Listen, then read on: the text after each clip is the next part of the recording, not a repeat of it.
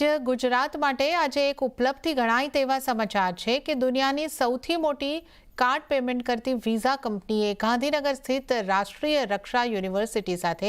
MOU sign કર્યા હતા। આ તકે યુનિવર્સિટીના વાઇસ ચાન્સેલર ડોક્ટર બિમલ પટેલે જણાવ્યું હતું કે નરેન્દ્ર મોદીનું જે સપનું હતું કે સાયબર પેમેન્ટ પણ એટલું જ સુરક્ષિત હોય તે માટે હવે યુનિવર્સિટી વિઝાના કર્મચારીઓને તાલીમ આપશે અને આખા સાઉથ ઇસ્ટ એશિયામાં હવે રાષ્ટ્રીય રક્ષા યુનિવર્સિટી પોતાની ઓળખ સ્થાપિત કરી શકશે અને લોકોના ઓનલાઈન પેમેન્ટ અને ફ્રોડને પણ અટકાવી શકશે। આ MOU અંતર્ગત ડિજિટલ પેમેન્ટ સિસ્ટમ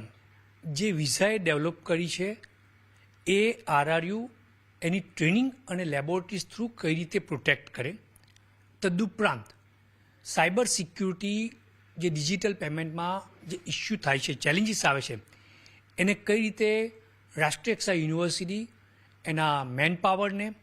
તેમજ ક્યારે પણ કોઈ ઇન્સ્ટન્સ થાય અથવા તો વિઝા કંપનીને